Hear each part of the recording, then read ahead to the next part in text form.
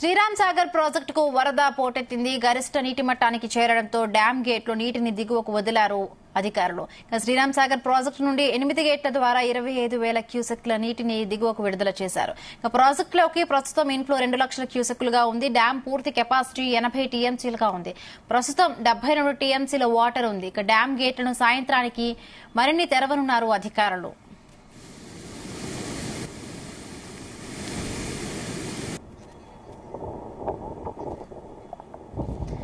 దీనికి సంబంధించి మరిన్ని పూర్తి అప్డేట్స్ మా ప్రతినిధి సాయన్న అందిస్తారు. Sayanna, good morning. ఏదైతే గత 2 రోజులుగా కురుస్తున్న భారీ వర్షాలకు ఉమ్మడి నిజామాబాద్ జిల్లాలోని చెరువులు, కుంటలు, అదే విధంగా అనేక ప్రాజెక్టులు నిండుకుండలాగా మారినాయి.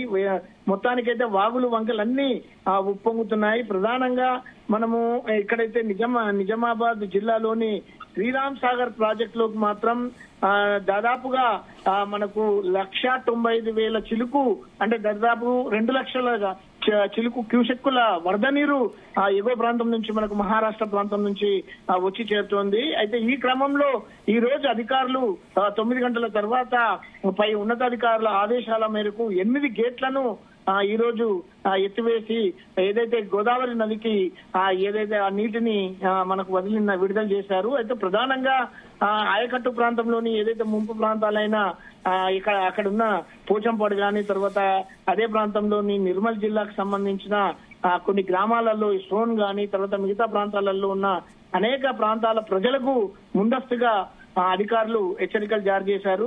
అయితే ప్రధానంగా అక్కడ రైతులు గాని, తర్వాత ఏదైతే ఈ గోదావరి నదికి ప్రవహించే ఆ ప్రాంతం అంతా ఏదైతే 8 గేట్ల ద్వారా పెద్ద ఎత్తున దాదాపు 25,000 క్యూసెక్కుల నీటిని వదిలింది. కాబట్టి ఆ ప్రాంతంలో పశువుల కాపులు గాని, చేపలకు వేటకు వెళ్లి చేపలకు సంబంధించిన జార్లర్లకు గాని పూర్తిగా హెచ్చరికలు జారీ చేసిన పరిస్థితి ఉంది.